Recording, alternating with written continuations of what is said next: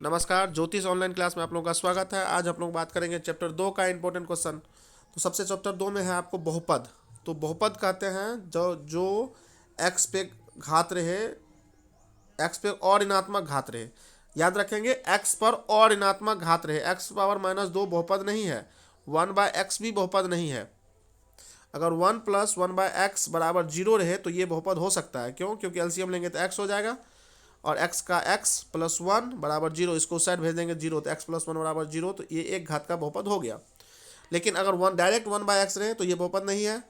√x ये भी बहुपद नहीं है। तो आपको एग्जाम में ये भी पूछता है निम्नलिखित में कौन बहुपद नहीं है, पहला क्वेश्चन। उसके बाद याद रखें, रेखिक बहुपद, एक घात वाले को रेखिक बहुपद कहते हैं। ax + b इसका मानक रूप है। एक शून्यक होता है। जैसे आपको दे दिया 2x + 3, इसका शून्यक ज्ञात करने, तो सीधा कुछ नहीं करेंगे, x का मान निकाल देंगे। x का मान कैसे निकालेंगे? इसको साइड भेज देंगे, तो 2x बराबर -3 और x बराबर हो जाएगा आपको -3/2। तो इसका शून्यक निकल गया। तो रेखिक का शून्यक इस प्रकार से हम लोग निकालते हैं। द्विघात बहुपद के दो शून्यक होते हैं।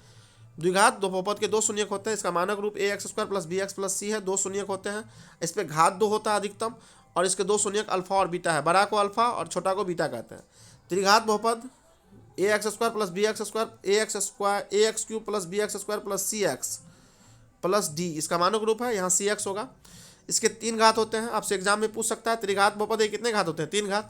इसका जो शून्यक होता है अल्फा बीटा, और इसको गामा पढ़ते हैं हम लोग। अब हम लोग यहाँ द्विघात बहुपद पे थोड़ा चर्चा करें। द्विघात बहुपद के शून्यकों का योगफल, याद रखेंगे, बहुत इंपॉर्टेंट क्वेश्चन है। द्विघात बहुपद के शून्यकों का योगफल -b/a होता है। द्विघात बहुपद के शून्यकों का गुणनफल c/a होता है। अब एक एग्जांपल ले लेते हैं। द्विघात बहुपद x² - 2x - 8 के शून्यकों का योगफल और गुणनफल ज्ञात करें। कैसे सॉल्व करेंगे?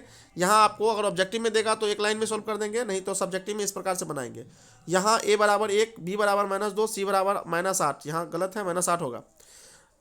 यहाँ -8 आप लोग ठीक कर लीजिएगा। शून्यकों का योगफल जो फार्मूला होता है -b/a, तो -b के स्थान पे -2 है, यहाँ -2 दे दिए। a के स्थान पे 1 है, तो 2 -2 प्लस, तो 2 इसका आंसर हो गया।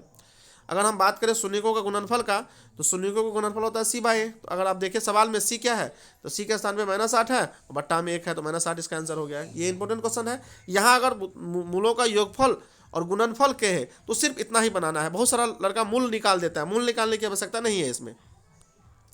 अगर आगे देखें हम, तो त्रिघात बहुपद का भी इसी प्रकार से आप लोग याद रखेंगे। त्रिघात का मानक रूप ax³ + bx² + cx + d है। अल्फा + बीटा + गामा, यानी शून्यकों का योगफल -b/a होता है। Alpha × beta, gamma beta × gamma, gamma × alpha होता है c/a, और अल्फा × बीटा × गामा होता है -d/a। याद रख लेंगे, इंपॉर्टेंट क्वेश्चन है। ये भी कभी काल एग्जाम में पूछ देता है। अब त्रिघात पे एक सवाल लिया गया है। जैसे त्रिघात बहुपद के में आपको ये निकालना था, तो यही फार्मूला पे बैठा दीजिए। क्या होता है? -b/a 3/5, इसका होता है c/a, तो -11/3, और अल्फा × बीटा × गामा होता है d/a, तो d है -3, a है। इस तरह से इसको बैठा सकते हैं आप। अब द्विघात बहुपद के शून्यक, अगर आपको कभी काल क्या करता है, शून्यकों का योगफल और गुणनफल दे देता है। आपको कहता है द्विघात बहुपद ज्ञात करिए। तो द्विघात बहुपद का फार्मूला होता है x² - alpha + beta × x + alpha × beta. ये फार्मूला होता है द्विघात बहुपद का। इस पे आप बैठा दीजिए। एक सवाल है यहाँ पे आपके लिए, एक सवाल उसी तरह का लिया गया है। एक द्विघात बहुपद ज्ञात करें जिसके शून्यकों का योग तथा गुणनफल क्रमशः -3 और 2 दिया हुआ है। सुनो का, यानी यहाँ पे अल्फा + बीटा दिया है -3, अल्फा × बीटा दिया है 2। अभी आपको फार्मूला बताए थे द्विघात बहुपद का, x² - alpha + beta × x + alpha × beta. x² - alpha + beta का मान -3 और अल्फा × बीटा का मान 2, तो x² - अल्फा + बीटा प्लस, तो 3x + 2, ये इसका आंसर हो गया। आगे हम देखें द्विघात समीकरण का मानक रूप, बहुत इंपॉर्टेंट क्वेश्चन है। द्विघात समीकरण मानक रूप है ax² + bx + c = 0। बहुपद में 0 नहीं होगा, शून्य समीकरण में 0 होगा। द्विघात समीकरण को हल करने के 3 विधि है: गुणनखंड, द्विघाती सूत्र और पूर्ण वर्ग विधि। एग्जाम में अगर आपको जैसे एक सवाल ले लेते हैं हम, x² - 3x - 10 = 0 को हल करें। एग्जाम में कहे हल करें, फिर भी गुणनखंड द्वारा ही करेंगे। मूल ज्ञात करें, फिर भी x का मान निकालेंगे। शून्यक ज्ञात करें, x का मान ज्ञात करें, समुच्च ज्ञात करें। तो इसमें गुणनखंड करके इसको, या फिर द्विघाती सूत्र से आप निकाल सकते हैं x का मान।